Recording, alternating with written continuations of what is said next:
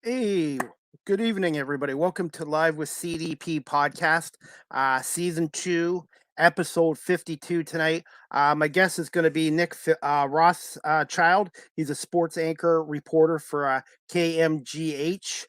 Denver 7 in Denver, Colorado, and he's going to come on and talk a little bit about his career and maybe what's going on with the Denver Broncos coaching situation right now, and also how the Avalanche look. Maybe they look like a Stanley Cup contender this year, and also what's going on with the Denver Nuggets, who are 23-20 right now, and maybe we'll be able to talk a little Rockies baseball if we have enough time. So anyways, guys, just give me one moment and I will bring on Nick.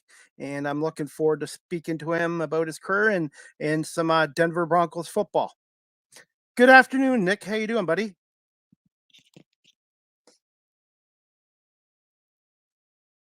Oops. Well, oh, Nick. Yeah, that's on me. Yep. No worries. That actually happens quite a bit with my guests. I just have to remind them too, when I do my opening intro, it actually mutes your button. So. Hey, no worries. All I was saying was season 2, episode 52. How many of these have you done?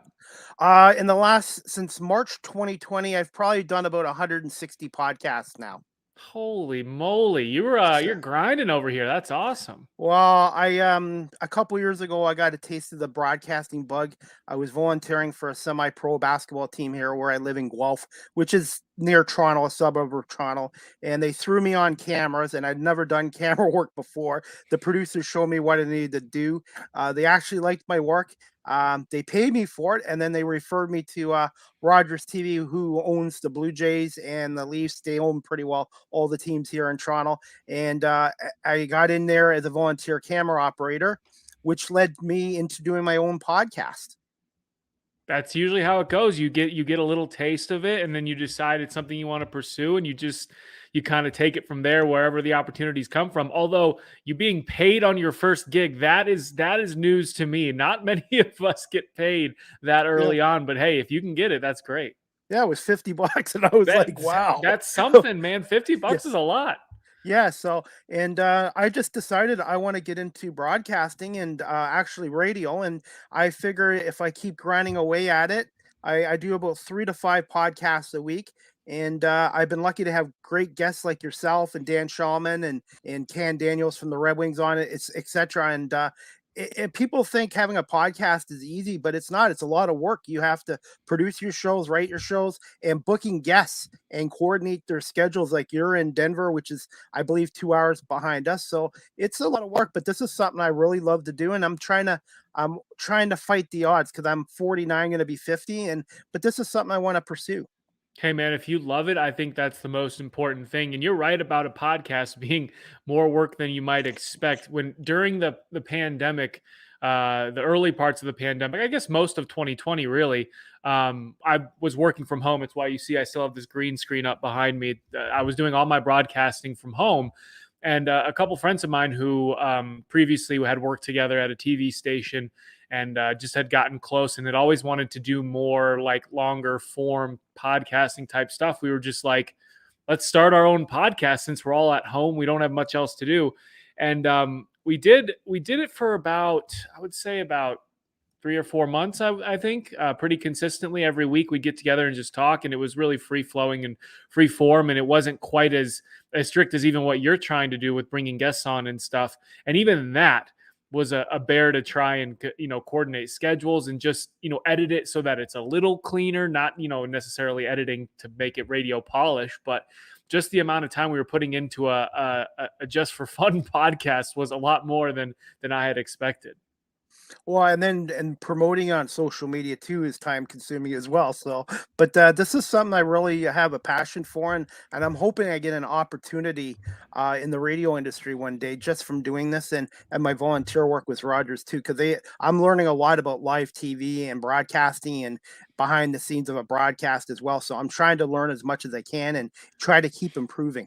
Yeah, I think in general with broadcasting and with anything you really have a passion for, the more you do it, the better you're gonna get. I mean, Malcolm Gladwell has his 10,000 hours theory, where it takes 10,000 hours to master any specific task or ability, and I think that. I won't say that you need 10,000 hours to master sports broadcasting, because what we do for a living is pretty silly. But I will say reps matter. Practice matters. This type of stuff, just doing it, not even worrying about the outcome or who sees it or what it looks like or if it's good or if it's bad. Just getting out there, putting yourself out there and learning how to do it.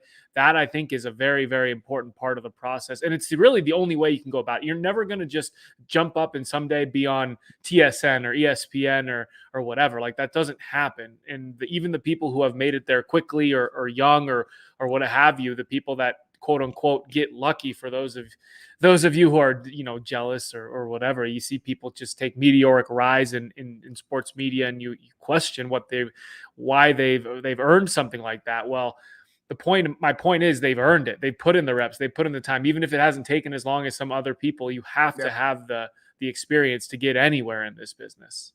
Yeah, and when I first started it, I admit I wasn't very good at it, and it took me about 4.5 months to finally get guests on. And then once I started getting guys like Eric Smith from the Raptors, Jerry Howarth, who did the Blue Jays games for 36 years, come on, I started believing in myself, and then these guys are telling me I'm doing a really good job, keep what I'm doing, and it makes you feel good. It just I was just gonna say, yeah. I mean, I watched a few of your episodes. I didn't have a lot of time to prepare and watch some of your stuff, but what I can tell you is the most important thing that you need in an interview setting, you have it, which is interest. Preparedness would come after that, but really, you have to be an engaged listener. You have to be interested in what the person is talking about, and you have to try to keep it as conversational as possible. And you do a good job with that, I would say, even though like you said, you're still pretty new to all of this.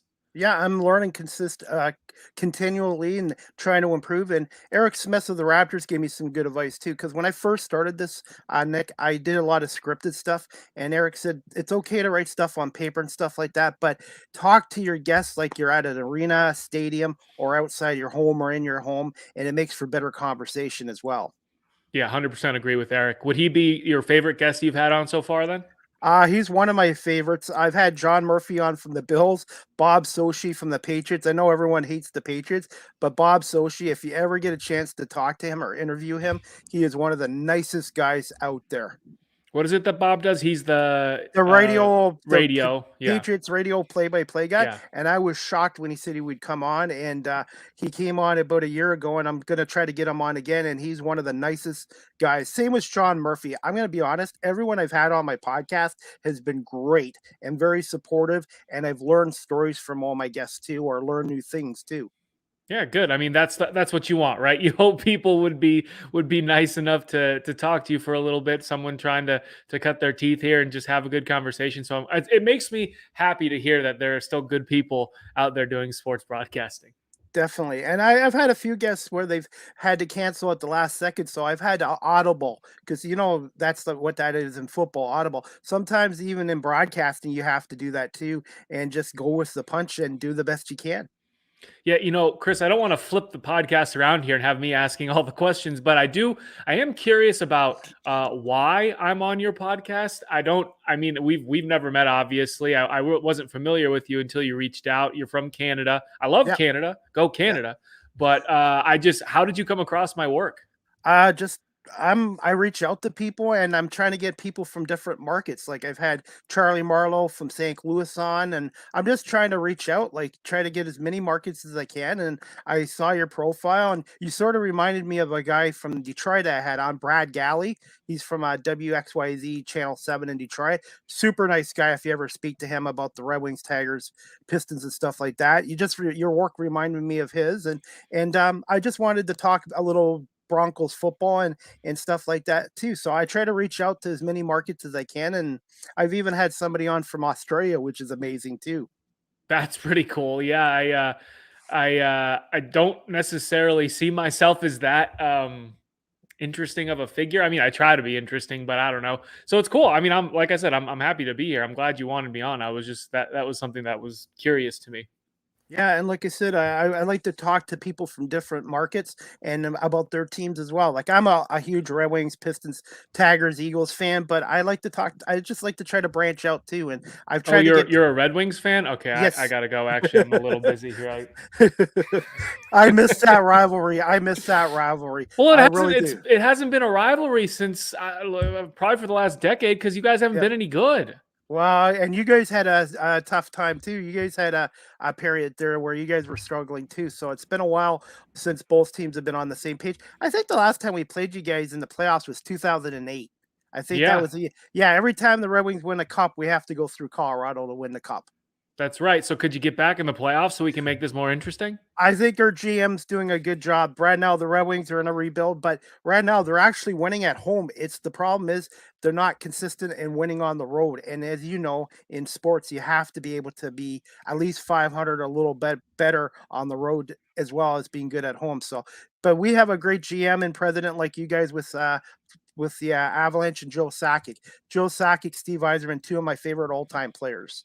Well, you know your point about winning on the road is a good one, but the first thing you need to do is win at home, and it's Yeah. something the Broncos haven't been able to do since Peyton Manning left, and it's one of the reasons why they've been bad since then. And it's something that the Avalanche and the Nuggets do quite frequently. And it's I think a lot of people believe it's a lot has a lot to do with the altitude, which in games like hockey and basketball, when you're traveling so much and you're coming up just for the evening to play a game and then you're back out on the road, I can see that yes, it would make it tough to come to altitude and play the Nuggets and the Avs. So they should dominate at home, and as long as they do, then those road trips and stuff you have a little more room for error. But yeah, domination at home has to be the standard if you're going to be a good team in any sport. Yeah, so and the Avalanche have a really good chance of winning the cup this year, and we'll just see what happens. But one of your best players, Gabriel Landeskog, he played his junior A hockey in Kitchener, Ontario, which is like 20 minutes from where I played, and he only played 1 year here, and we knew he was a special player. Yeah, I don't think it takes long to watch Gabe skating on the No, ice to figure out he's pretty yeah, good. I mean, he was one of those guys too where we just saw this kind of with Cale Makar too.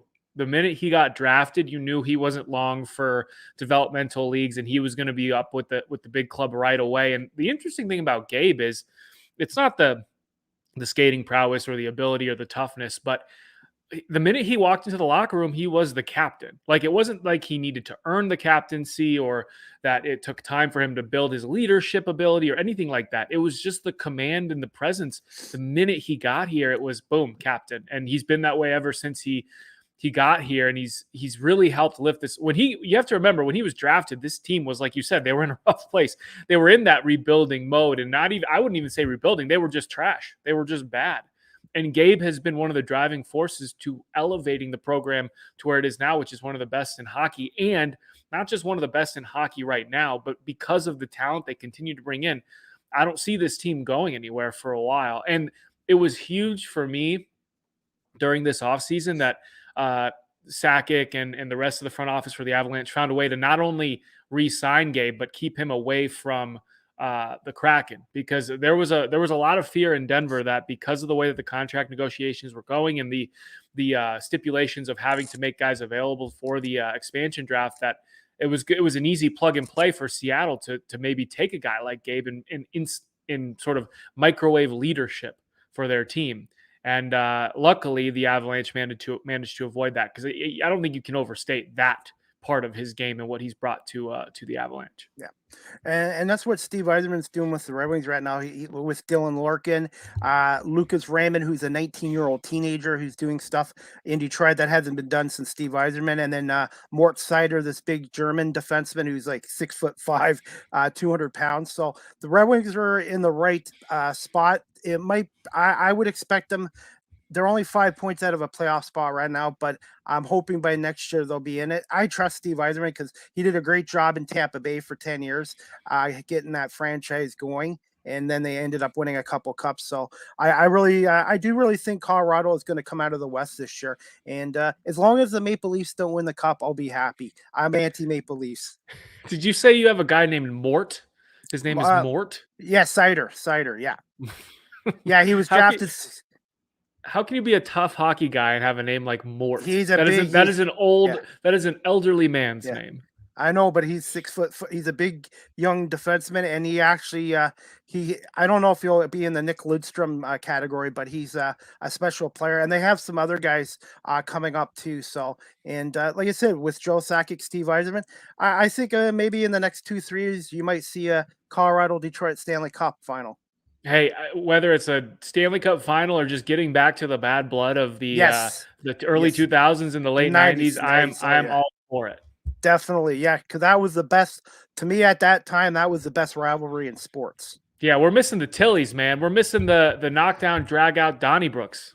Definitely. Before I get to some questions, what's the latest on the Denver Broncos coaching situation? Can I just get your thoughts on Vic Fangio being let go and some of the candidates that the Broncos are looking at?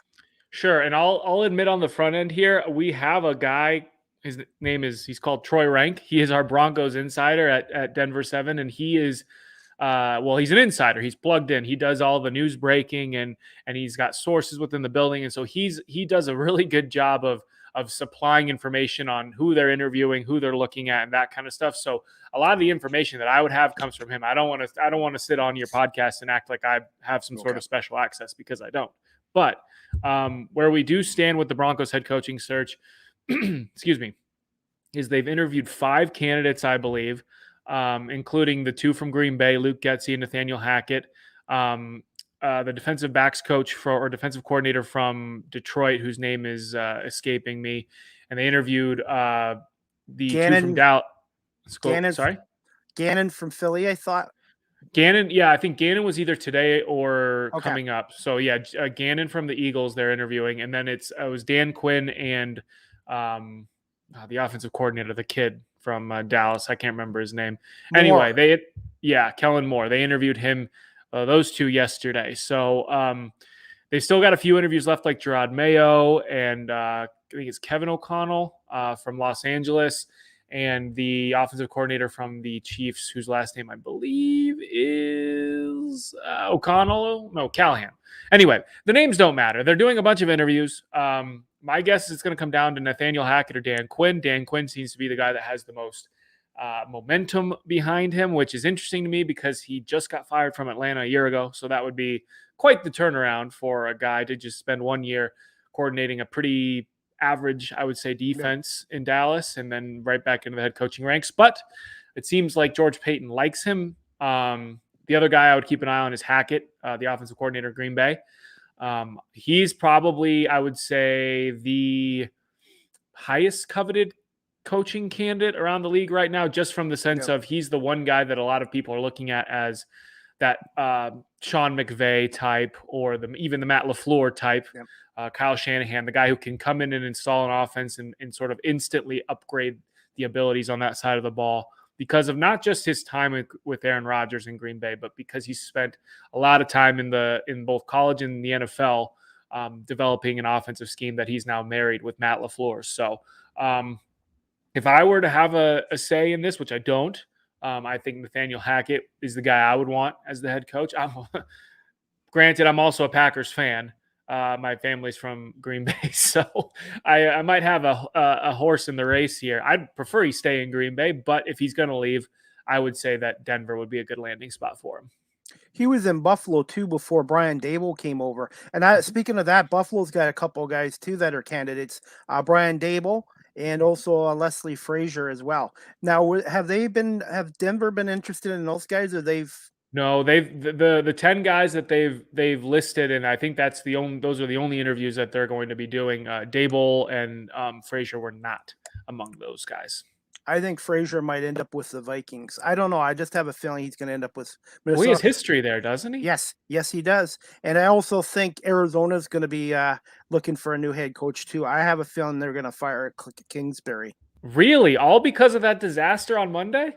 It's because the last 2 years they've had big starts and then they've just fallen apart at the end of the year or in the playoffs. And if they had performed better in the playoff game, and let's say they lost by like a touchdown or less, I'd like, you know what, yeah, he'll be back. But I just have a gut feeling that Arizona is going to be looking for a new head coach too. Well, I disagree, and the only reason I do is because they've given Cliff Kingsbury basically the keys to the castle from the day that he walked in there. You have to remember they spent a first round pick on Josh Rosen. Kingsbury came in and said, "Screw that, we're spending our next first round pick on another quarterback and Kyler Murray." And I think that the situation with Arizona has more to do with injury than it does with necessarily head coaching. I do think Kingsbury has been exposed a little bit, but Okay. Kyler Murray was not Kyler Murray in that playoff game and in the second half of the season. He was dealing with an ankle and a shoulder, I believe. Okay. And there may be a bigger conversation there to be had about whether or not Kyler Murray is the type of quarterback that you can keep healthy throughout an entire 17 game season and into the playoffs. But DeAndre Hopkins goes out. It kind of nukes the receiving core. They were trying to do it with AJ Green and a bunch of other guys that nobody's ever heard of. So I think Okay. Kingsbury has probably earned enough to stay at least for a couple more years, especially considering the success they've had in the regular season. The guy I'd keep my eye on is Mike McCarthy, because not just Yep. the disasters that he's had this season with clock management and just management in general, but he's got the most volatile owner in all of sports in Jerry Jones. So I would not be surprised if McCarthy was shown the door. As an Eagles fan, I want them to keep McCarthy. 'Cause Yeah. seeing Dallas lose, I'm going to be honest. As an Eagles fan, seeing Dallas lose is just almost as good as an Eagles win. Yeah, As and far your as I'm best concerned. chance to keep them down is to keep him as your head coach. That guy Coach, is yeah. an incompetence machine. Yeah, and like you said, they had no time. They had 14 seconds left. Why would you call that right up the middle? Like if you're going to run the ball, get it out of bounds. But the thing is you know this as well. In football, when you do that, you have to hand the referee the ball so they can spot it. They should have known that.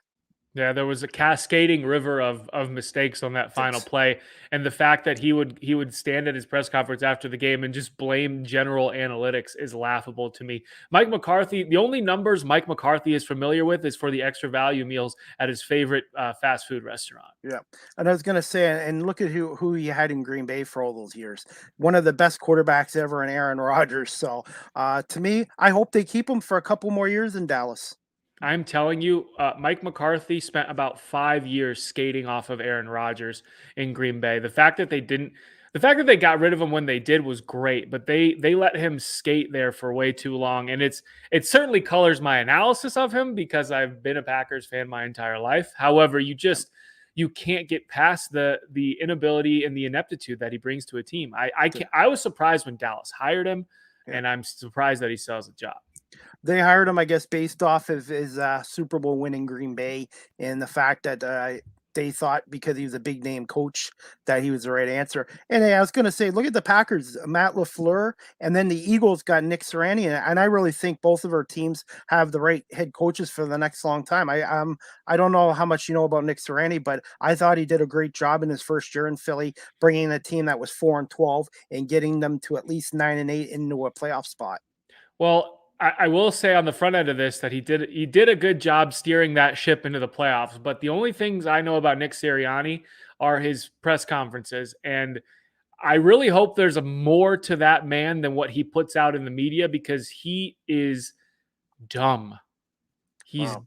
he's not a smart person the way that he portrays himself. Now, I'm not saying that excuse me, I shouldn't say that. He exhibits the signs of being a not smart person. Yeah. That could just be his inability to talk to the press. However, going all the way back to his first press conference and then the one about the flowers earlier this season, Yeah. how can you as a player take somebody like that seriously? Well, That would be my question. Well, from what I've seen and a lot of the fans, the players really like him, and he's a players coach. So Well, that's all that matters. As long yeah, as the yep, players like him, yep, that's all that yep, matters. Doesn't yep, doesn't matter what yep, I think. Doesn't matter what anybody yep. thinks. But whew, that is a tire fire of a press conference that he holds. Well, and Philadelphia, as you know, is a tough market, and he escaped the first year there. So and they showed improvement, and that's it. I didn't expect him to even make the playoffs this year, to be honest with you. But anyways, I was gonna say, um, speaking of Green Bay, I was there a couple years ago before the pandemic struck. I'll tell you this, I got to see the Eagles go in there, upset your Packers 34-27 on Thursday Night Football, but I have to go back there again. Lambeau Field and that whole experience, it is a bucket list, and it is to me, I love that experience, even though your Packers lost. But Lambeau Field is something special. There is a certain mystique or vibe to the whole setting, the small town, the way the community and gets around the team and supports the team and is involved in the team. It's to me, I've been there a couple times and I've been to other stadiums, and it just nothing really compares to the way that feels. The only thing that, weirdly enough, to me, sort of energy wise, is comparable is Premier League soccer in England. The neighborhood nature that takes on. I spent some time in England and really loved that, the pub culture and the soccer culture there. And I think that's kind of what Green Bay has on sort of an American scale with Mhm. their football team. Well, some of the stadiums I've gone to, I find Green Bay and Buffalo so far are the two best tailgating places in the NFL. Yeah, Buffalo's crazy Buffalo. too. Did you jump through any tables when you were in Buffalo? No, no. I watched people do it, but no table jumping. So, Yeah. but Next time. anyway, definitely. Okay, I'm gonna get to some questions in. And the first one I had to ask you, Nick, can you just tell my audience here in Canada just a little bit about yourself and when did you decide you wanted to pursue a career in broadcasting? Absolutely. So my name's Nick. Hi, how you doing? I'm 30 years old. I'm a sports anchor in Denver, and my career has been kind of straightforward, but also very much not the norm in our business. And when I say our business, I just mean sports broadcasting. I grew up in Colorado. My family's from the Green Bay, Wisconsin area, and I went to school at the University of Colorado in Boulder here, which had a great journalism school at the time that I went. They've now kind of molded that into more of a media school. And when I graduated with a degree in journalism from CU, as we call it, I kind of jumped right into working at a local TV station in a place called Grand Junction. Well, Grand Junction is about the smallest possible town that you can think of in a Western United States area. It's kind of got a cowboy vibe to it. It is on the western side of Colorado. So if you think of Colorado as a big square, the mountains kind of run up north and south and about the middle, a little off to the west. You go all the way past the mountains just to the border of Utah, which is on the western side of the state. And that's where Grand Junction is.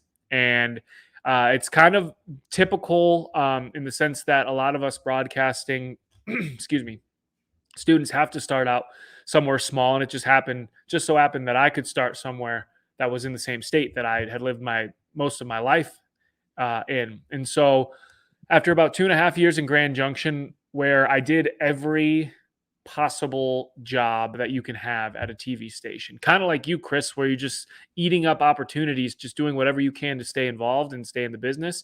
Now, in this case, it was sort of my job. I was being paid to do all these different things, but like I did weather forecasting on TV for about 6 months. I anchored the weekend newscasts for a long time. I ran their website. I acted as like the assistant news director and assignment editor at some points. I did sports there as well. But everything from top to bottom of local TV news, I was able to kind of get my hands on and play around with. And I tell everyone that the experience of working in a small town TV market is like a pirate ship run by 20 something year olds, because we're all in our early 20s. We all just graduated college. We all have no idea what this industry entails from a real work standpoint. And we're all sent to these middle of nowhere cities and said, okay, go make television. And it's ridiculous. It's terrifying. It's stressful. It's a lot of work, but it's fun. You make friends for life. And um, that really was a good foundation for my career, because it gave me a lot of skills that not all sports people have. The ability to um, conduct a newscast from the anchor desk, the ability to improvise and talk for 5 minutes in front of a weather map, not having anything, any idea of weather patterns or what makes the weather or anything like that, just learning on the fly.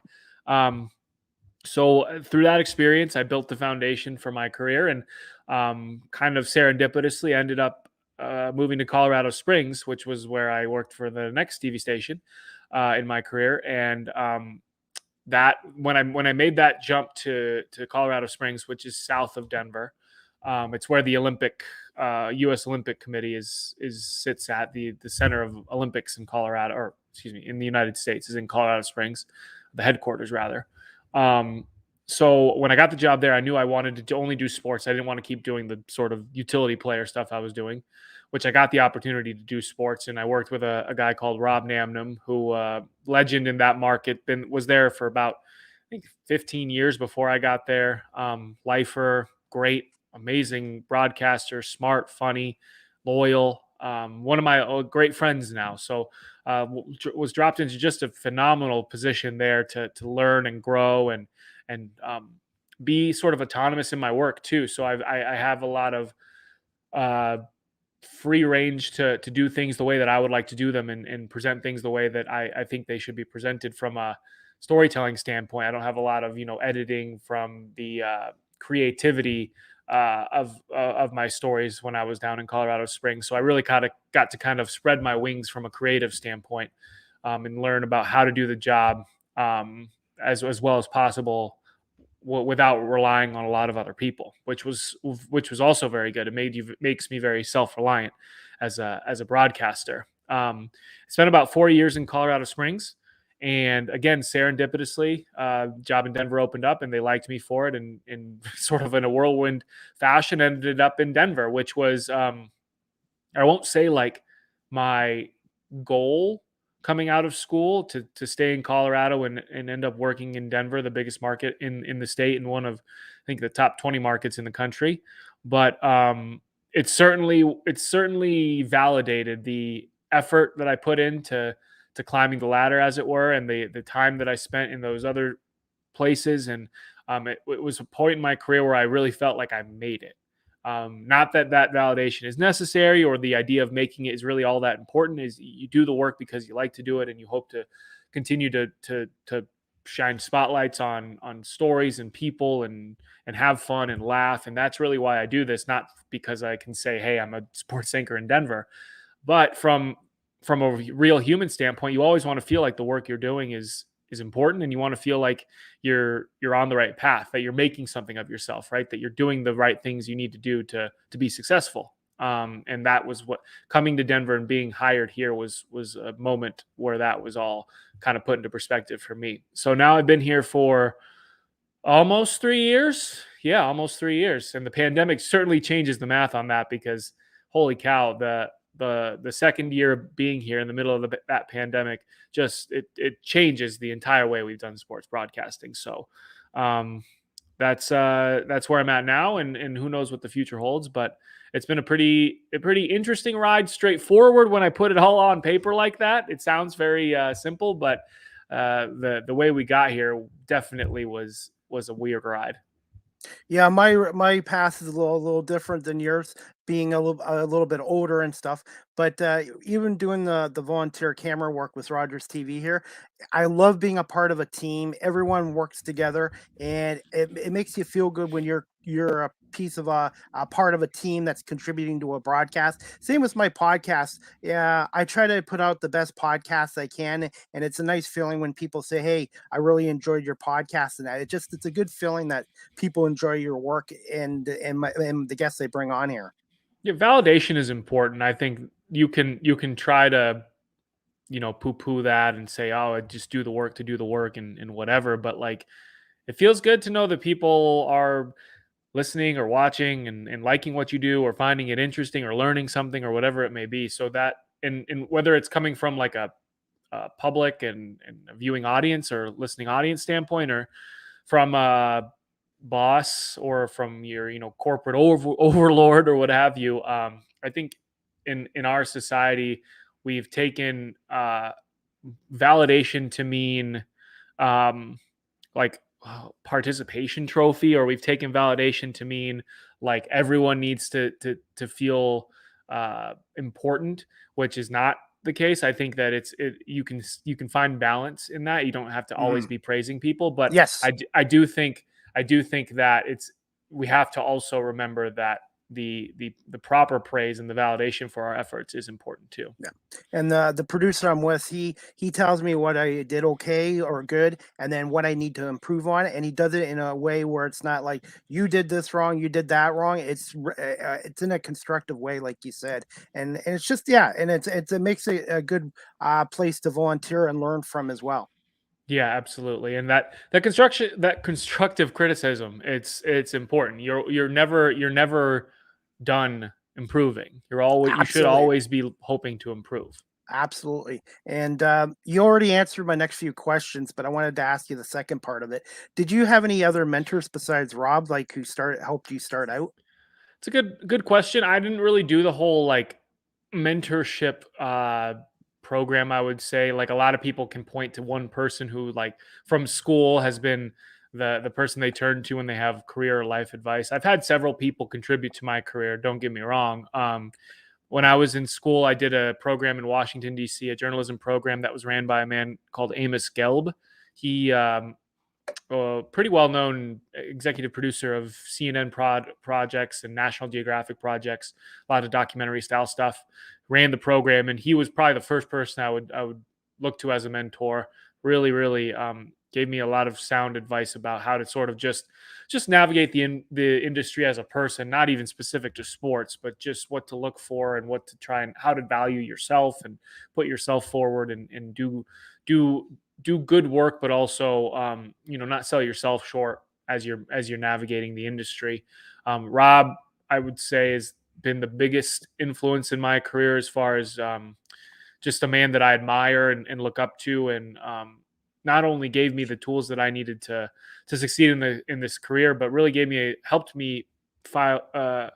Helped me develop my perspective and not just my perspective on sports, but my perspectives on life and kind of also reminding me to not take everything as seriously as it sometimes seems like this industry tends to do. Um, I mean, the people I work with now have been great, not just mentors, but friends. Troy, who I mentioned earlier, is an unbelievable beat reporter.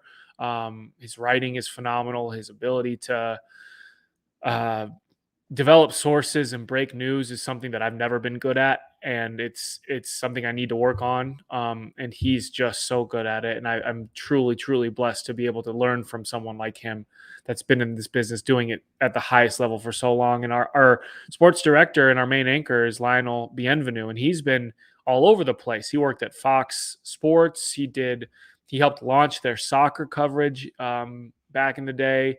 He's an absolute veteran, but he still has a zest for the job and for fun, laughter. So he's just been such a blessing too to my career. And so just I probably rambled a little bit there talking about people, but it's just sort of to say that it doesn't necessarily mean one person has to be your go-to. Like you should be Mhm. looking for people throughout your career to learn from. Definitely, and I try to do that with everybody on this production crew as well, and various guests too. I talk to them after about feedback and stuff like that, what I can work on and what I'm doing well and stuff like that. And like I said, every day is something I'm trying to learn something new every day.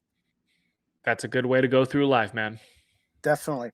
Okay, and I've also learned to work on my listening skills because sometimes you ask a guest a question, they can give you the answers to 4 or 5 questions. So I'm gonna just skip to this next question I wanted to ask you. What's it like working in the Denver market and covering the Broncos, the Nuggets, the Avalanche, the Rockies? I believe you guys have a MSL soccer team too, I believe. The Colorado Rapid, I believe. Yep, the Colorado Okay. Rapids. Okay. Well, the Denver market's an interesting one because it is very Broncos centric. People here love football, so a lot of our coverage gets dominated by whatever the Broncos are doing. And when they were good for about 6 or 7 years with Peyton Manning, that was an easy sell because they were always at the top of the league and vying for a Super Bowl. And since he's left, they've been pretty terrible. So we're going on now, I think, 7 years of just rotating quarterbacks and coaches and mediocrity. And you know that they have the second longest playoff drought in the NFL, second only to the New York Jets, Well, which yeah. Wow. which is disgusting. And it tells you about the state of the franchise right now. But even then, like Broncos fans are insane, Chris. They are certifiably insane. They love this team. They're passionate. I'll give them that, and it makes them blind and crazy sometimes. But so because of that, it is a very passionate sports town. So there is a lot of interest in what we do, which is great. Like you want to work in a place where they're following sports so fervently that you're not just sort of wallpaper to a newscaster wallpaper on Twitter or whatever. So it's I mean, from that standpoint, it's a great market to be in. I mean, Denver is just if you've never been here, Denver's a phenomenal place to live. It's just, I mean, it's hard to beat as far as a city goes. The teams themselves, I grew up with them, so I've been pretty much following them my whole life, and that sort of gives me, I would say, an upper hand on some things, and it hurts me in other things because as a lifelong Rockies fan, watching this franchise be a business masquerading as a baseball team under Dick Monfort has just broken my little sports heart, Chris. It's so hard to watch. And, with football and with the Broncos, you can say, well, if they get the right coach and if Aaron Rodgers comes here and if they draft a quarterback and blah, blah, Mhm. blah, you can say, hey, there's a roadmap to maybe getting back to successful. And with the Rockies, there isn't, because the management will always subterfuge and cut them off at the knees and find ways to cut costs and make sure that the team continues to bring in money, but is never good enough to actually win anything. And so that's the reality of that team. So that's probably the one when it comes to just strict sports coverage, the thing that becomes the hardest is when you're a fan of a team as well that you cover, and you continue to watch them be destitute and be run from a incompetent standpoint to almost just Yep. a morally wrong standpoint. That's the hardest part. It's hard, and like I said, right now with the Red Wings are on the right path because they brought in the right people with Yzerman, now Lidstrom. The Pistons, they've been bad since the original owner, Bill Davidson, passed away in 2010, and the new owner, Tom Gores, for 11 years haven't done much. I can relate because it's hard when you love a team and every year after year it's firing the coach, firing the GM, and player turnaround, and there's no what's the word, stability with the franchise. So hopefully with you guys in Denver, the Rockies will start turning that around soon. Hopefully. Here's hoping. And the other thing with the Broncos, as you mentioned, the ownership, the team is set to be sold or put to auction here this year. So that could be a very interesting turn of events depending on who gets in that game. The word is that both John Elway and Peyton Manning, with separate groups, want to be involved to try and grab ownership of the Broncos. Jeff Bezos is also in play, and if he wants the Broncos, he will have them because no one can outbid him. So that will certainly change the way that the franchise is moving, regardless of who buys the team. What would they be worth right now? Do you know what the dollar? Like I'm assuming Oh, over billions of dollars. it's gonna be north of $2 billion, I believe, is what the estimation is right now. I don't have a good answer for you from a specific standpoint. I think once they figure out, or once they get through, they're currently in litigation with the Bolin family, which I'm not going to get into. But No. once that they go to auction, then you will see the true valuation. And when we lead up to that point, the Wall Street Journal or these other financial entities will value them. Will give you an idea of what we're looking at. But my guess is whatever they're valued at, they're going to go for more, because everyone wants in this ownership game. Everyone with money, anyone that's a rich guy or girl out there, wants to be a part of this 32-person exclusive ownership club in the NFL. It's the most exclusive club in the world. Oh Is the yes. NFL ownership club, and it's intoxicating. It's something that all these. It's why Jerry Jones will never leave it, and Dan Snyder's holding on to the very last drop. Yeah. It's a place that a lot of people want to be in, and so my guess is, you end up seeing them go for north of $2 billion. Okay. Are you okay for 5 more minutes, just for a couple more questions? Hey, I'm here for whatever. So yeah, you Okay. fire away. Okay, no problem, no problem. Because like sometimes I write down questions and then sometimes I think of questions at the last minute. And that I was going to bring that up with the ownership as well, because do you think that will get resolved before training camp starts in July? Yeah, everything will be resolved and the team will be put to auction, I believe, sometime in March. So Okay. it's coming up soon here. Okay.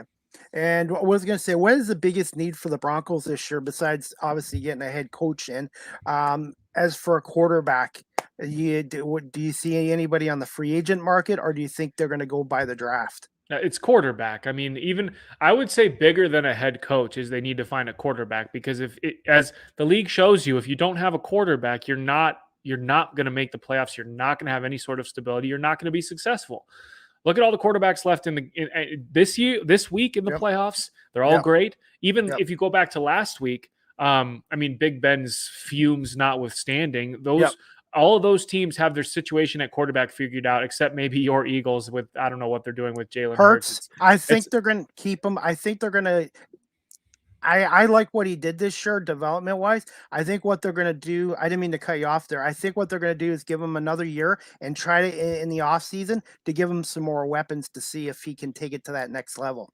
right. But my point being, they're the Yep. one team that you can say you're not really sure what they're doing at Yes. quarterback. Yep. But I Yep. mean, the Bengals are a great example of this. You go from 1 year firing your coach, blowing up your organization, bringing in Zach Taylor, and then all of a sudden you're now in the divisional round of the playoffs because you found Joe Burrow. So the Broncos need their Joe Burrow. As far as who that is, the path is unclear right now. I mean, in a perfect world, I think if George Payton had his druthers, it would be Hackett as head coach, Getsy as offensive coordinator, and Aaron Rodgers is coming to Denver. Whether that's fantasy land or if there's any sort of truth to that, I don't know. But it sure makes for a good story, and it would immediately make the Broncos at least a Super Bowl contender, if not a favorite, coming out of the AFC.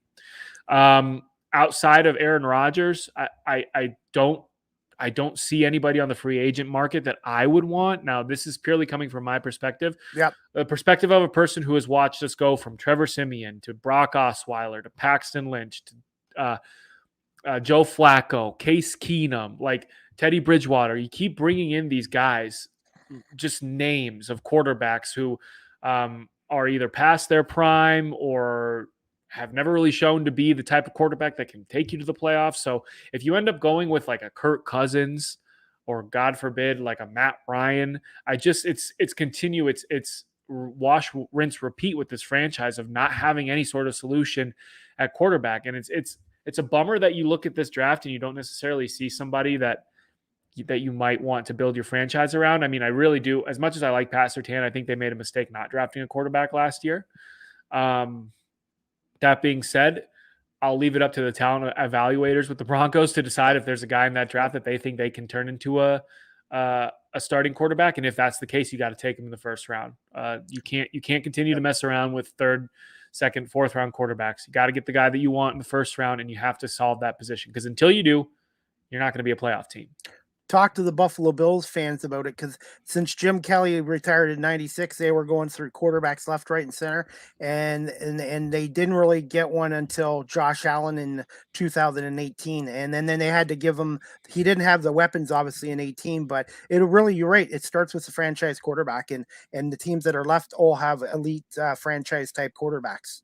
Josh Allen is just the most interesting case study, though, and I hope somebody does like a deep dive into him at least at some point when his career has blossomed and we see what the end result of all this is. Because for a guy who was an inaccurate quarterback in college at Wyoming, who did no winning, because who does any winning at Wyoming, to come into the NFL, be inaccurate, and then all of a sudden completely change that, eliminate the mistakes, eliminate the bad decisions, improve on accuracy in year 3, and now all of a sudden be one of the most unstoppable athletic marvels at the position.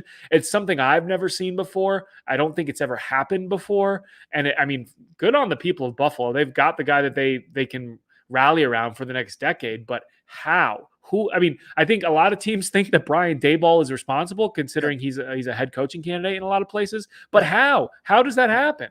He had the raw talent, and I know I shouldn't be saying this to Denver fans, but to me, the last quarterback I saw with all this talent, with the arm strengths, that big size, the mobility was John Elway. Like, I'm not saying he's as good as John Elway, but he is sort of this generation's John Elway because he can throw the ball 80 yards.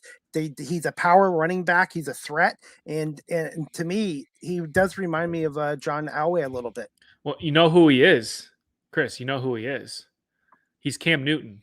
He's more accurate Cam Newton because he's the same athlete. You don't necessarily give him that because he's white. He's Yeah, the same athlete as Cam Newton, but he's just got more, he's found a way to become accurate. That's the part that I don't understand. that's true. How That's how an true. inaccurate guy becomes accurate. Accurate. I guess just in the off season, he must have been working with people to help him with that. Yeah, must So, be. but I was gonna say, and I just got a couple more questions for you, if that's okay. Fire away. Quickly, okay. Favorite, most memorable story interview you've done so far in your career so far, Favorite story or interview I've done in my career. or That's most memorable? most memorable. That's a Yeah, tough question to answer.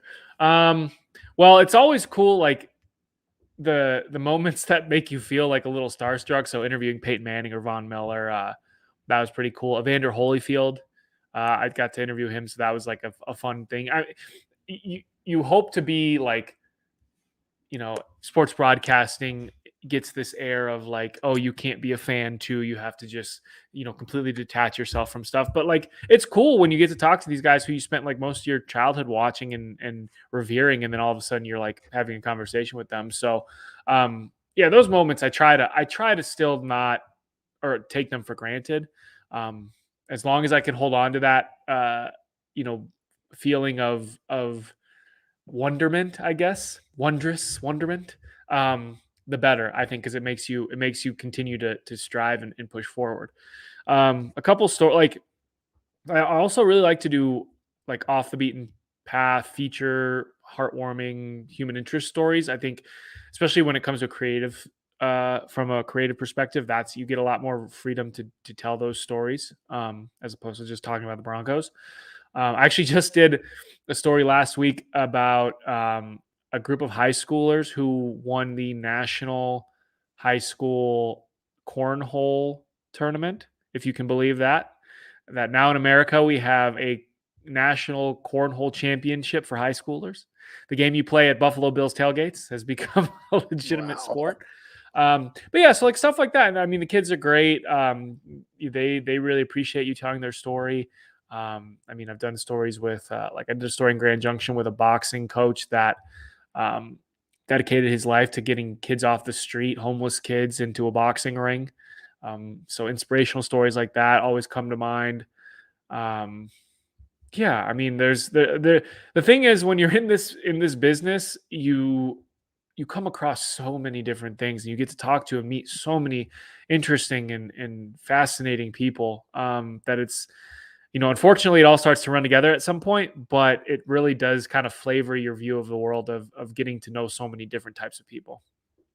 definitely, and that's what I'm able to do with these podcasts and getting guests from all across Canada or the States or whatever. So that's, yeah, I was gonna say, and I was gonna ask you just two quick other questions. This one I had to ask you: the NFL divisional round picks. Can I get your predictions for these games this weekend and who you? Green Bay is going to win the Super Bowl. That's my only prediction. There Okay, you go. Green Bay's gonna win the Super Bowl. Okay, Yep. who are they Yep. gonna be? Who are they gonna be going against? In the Super Bowl?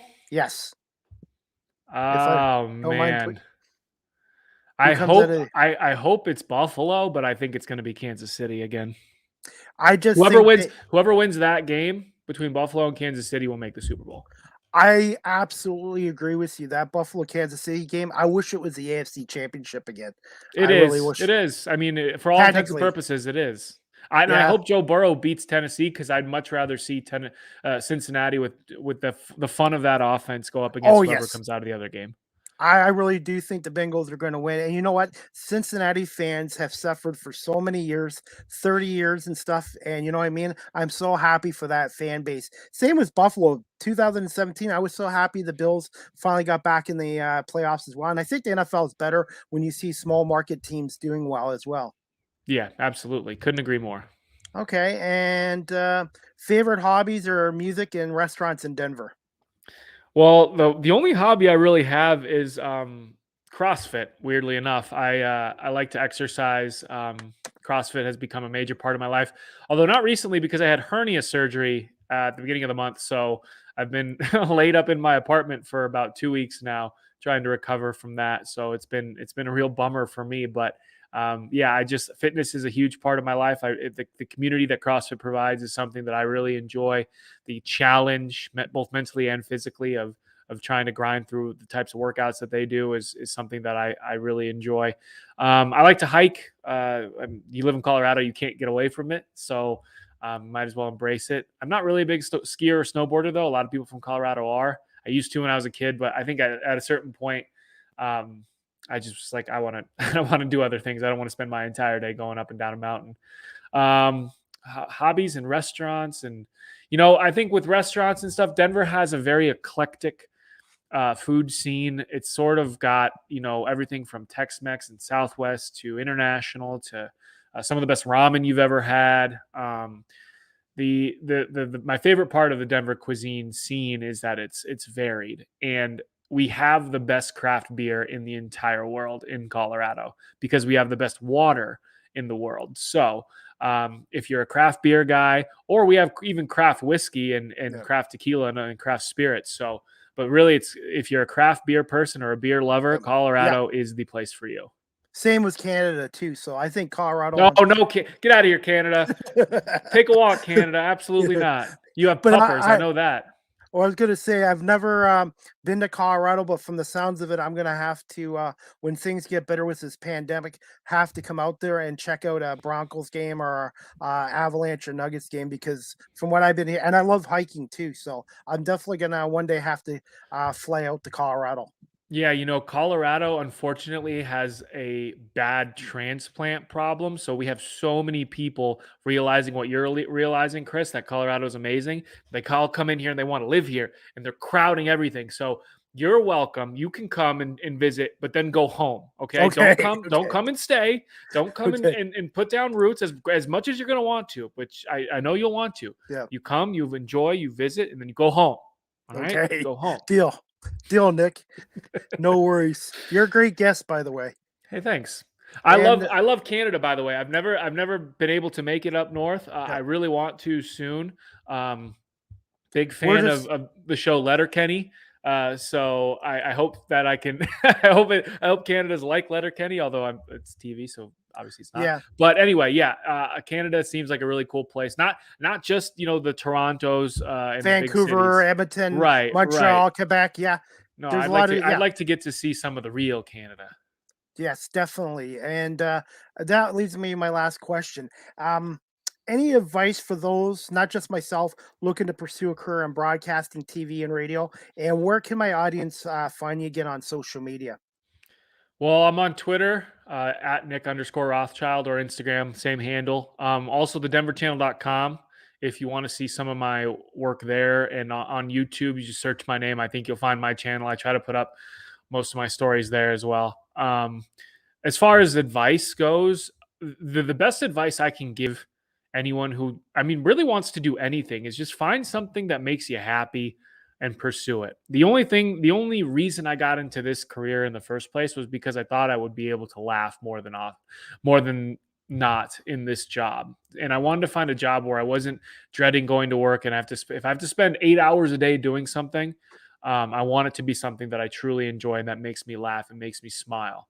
And at every turn in my career, I try to go back to that focus point, right? Like, am I enjoying this? Is this fun? Am I still feeling fulfilled? Am I laughing at work still? Because that's, like I said, that's the thing that has driven me in this job. If I as I turn back to that at every turn, it continues to lead me further and further, and it's brought me more success. I think part of the reason why I've been successful is because I don't take all this stuff so seriously, and I do try to find the fun in everything. So for people, I'm not saying that you have to do that, or people who want to broadcast all have to be like me, but I really do think it's important that whatever you're throwing yourself into is something that you enjoy. It doesn't mean that, find something you love and you won't work a day in your life, because it's still work. No matter what your job is, you're going to work, right? Yep. You should be okay with that, the grinding it out, the doing the grunt work. But at the same time, if you're not enjoying it at all, why are you doing it? I mean, you got to find that thing that just sits right in the middle of your chest and makes you feel good and makes you smile, makes you laugh, brings you around friends, gets you out, into the world, helps you experience things. So don't be afraid to take the job that scares you a little bit. Don't be afraid to get out of your comfort zone, but most importantly, find something that you love. And that's what I've been doing with my camera work and the podcast, and not just making contacts on here, Nick. I've also made some friendships as well, which has kind of been a nice bonus as well. And this industry is a lot about contacts, and I would say it's even more about friendships, because the more that you can be friends with people in this industry, the more that your network will grow, and you'll realize that you're not quite as alone in some of the stuff you feel, the anxieties of this business and the egos of this business, which tend to create a lot of messed up stuff. That there's so many good people that work in sports that I think friendships are important. Absolutely. And like I said, Nick, I kept you over 45 minutes, but I just want to say thank you so much for coming on here. And I'd like to have you come back on maybe again in sometime this year, maybe in the summertime, and maybe just preview the Denver Broncos situation in training camp. Sure. Sounds good, man. And thanks for having me. Thank you so much, Nick. Have a great night, and we'll keep in touch with you on social media. All right. See you later. Thanks. Good night. Anyways, guys, I hope you enjoyed my podcast tonight with Nick. And I will just put on his Twitter again. You guys can follow him at 1 second. You can follow Nick on Twitter at Nick_Rothschild as well. And also, you guys can check out his website, nickrothschild.wordpress.com.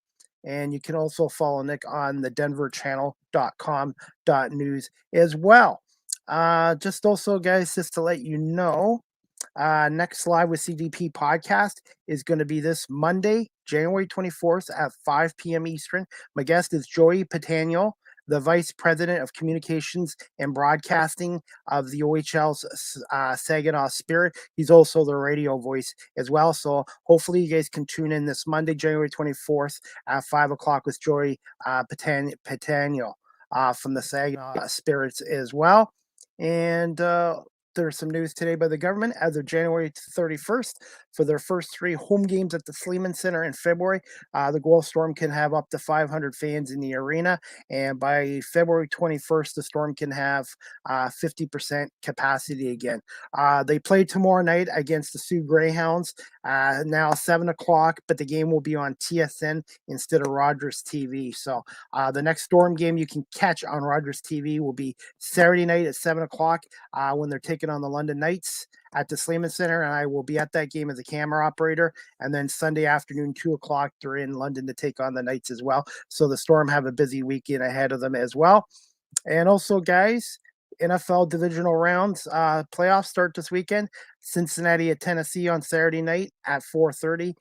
San Fran at Green Bay at 8:15. And then on Sunday, the Rams in Tampa Bay at 3:30. And Sunday night, you got 6:30, Buffalo at Kansas City. Again, guys, I'm picking the Bengals, the Packers, the Buccaneers, and the Buffalo Bills to win those games. But we'll see what happens there as well. And also, guys, just to let you know, Live with CDP podcast, the audio version is always downloaded onto Google Podcasts, Anchor FM, Apple Podcasts, Breaker, Pocket Casts, Radio Public, Spotify, Castbox, and LinkedIn as well. And you guys can also check me out on TikTok at Live with CDP as well on TikTok. And StreamYard is the official live stream provider of Live with CDP podcast and as well. And let's see, guys. I think that's pretty well it. Actually, before I wrap this up, I'm just going to play a little clip of some of Nick's work. My guest that was on tonight, Nick Rothschild. Just 1 second. I'm just going to play a little bit of a clip of his work, and then we'll call it a show. Todd, elephant in the room. What happened on that play where you and Sleeve got into a little bit? Cody's back on the mountain this year for the first time since that crash. He's a PCL All-Star, which is a huge honor. But between you and me, Cooper, he was looking for something a little bit bigger. No SOPA P is for you, no cliff divers. We're not going to see Black Bart's Cave today. So many tennis balls, unable to chase any of them. Must be torture, right? But we managed to make it all week without saying the word Broncos. I think that deserves a pat on the back. What do you, okay, all right, okay. What's happening? Against the high-flying, explosive offense of the South Colts, those guys can put up quite a few points. Now, the Avs, of course, are super happy to be back home at the Pepsi Center, but the players are sort of split on the fans' importance in this game. Weather was the big story coming into the hill climb, but as you can see, nothing but sunshine greeted the drivers in the early going. What would it mean to the Sierra community if you guys were able to bring that trophy back for the first time since 2010? And if they wanted to prepare for Florence the correct way, they would have gone ahead and wrote a number 11 instead of a number 7 here. They're very friendly in these nice plastic cases. Well, no, that one moved. Nope. Ah, geez, there's a security team pointing at me now. Have a good one tonight, buddy. I'm out. Mic drop.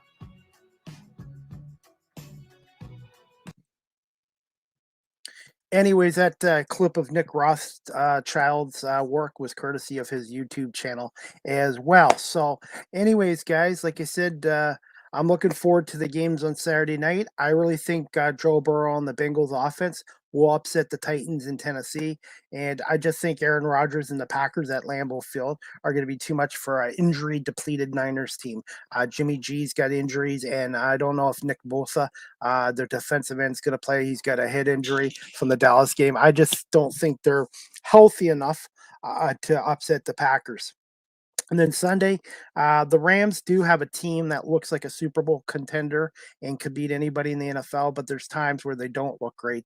And I just think at the end of the game, you got Tom Brady, the GOAT, 7 Super Bowl rings, and Matt Stafford. If this game comes down to who has the ball last or who can make the big play, you got to go with Tom Brady over Matt Stafford. Matt Stafford's obviously a great quarterback. He got his first playoff win out of his belt, and the Rams have a very good team. But I just think Tampa Bay being at home and Brady, Gronk, Evans, Tampa Bay's got so many weapons. So we'll see what happens. But I really think Brady is going to win this game at the end of the game again. And then for the Sunday games, let's see, guys, just for the Sunday games, I already talked about the Rams Tampa, and we've already talked the last Sunday game I talked about. Sorry, guys, it's -20 here. So the last game Sunday night, Buffalo, Kansas City. I'm picking the Bills to win 41-38. I think it's going to be at least 79 points of offense. And I do agree with Willie McGinnis saying there will be at least 900 yards of offense. I don't think either defense is going to be able to stop each other. I wouldn't be shocked if Kansas City wins this game. Kansas City has a championship pedigree. They've been to back-to-back Super Bowls, 3 straight AFC championship games, trying for number 4. Buffalo has come a long ways the last 2 years. So I'm picking the Bills to win 41-38, but don't be shocked if Patrick Mahomes and the Chiefs win this game. If this game was at Highmark Stadium in Buffalo in Orchard Park with Bills Mafia, I would say Buffalo definitely, but I just think the game being in Kansas City, we'll see. I still have the Bills winning by 3 points. I think it's going to come down to this. Who has the ball last, Allen or Mahomes, and which team makes the fewest mistakes will win this game. So if Allen has the ball last, I think Buffalo will definitely win. If Mahomes, I think they'll win. And also, I think turnovers. I think whatever team makes a mistake, turning the ball over is going to make a factor as well. So again, I say Buffalo wins 41-38, but I think it's going to be back and forth. And I wouldn't be shocked if this game went to overtime as well. So just going to read some comments before I go, guys. Let's see, Carter. Don't know Carter. I don't know what he's saying there. And let's see, Darla. Hi, Chris. How you doing? Hey, I hope you're doing well, Darla. And thank you for watching Live with CDP podcast tonight as well. And let's see, guys. I just want to say thank you to everybody who watched this podcast with Nick Rothschild on my YouTube channel. Please subscribe if you haven't. Thank you for watching on Facebook Live, and thank you for watching on Twitter at Chris D. Palme as well. Again, my next Live with CDP podcast will be this Monday, January 24th at 5 o'clock. My guest was Joey Batania. the Vice President of Communications and Broadcasting and the voice of the OHL's Saginaw Spirit. Jory will come on and talk about his role with the Spirit and how they're doing this year in the 21-22 OHL season as well. And let's see, guys. I'm just going to wrap this up and play my opening and ending video. Thanks to my friend Robert B. again, who created it for me as well. So, guys, I hope you have a great night, great weekend, and enjoy the NFL games Saturday night and Sunday night as well. And we'll see you guys Monday at 5 o'clock for the next edition of Live with CDP podcast. Again, thank you, everybody, for watching this live and also on audio. Have a great weekend, guys. We'll see you Monday night at 5 o'clock.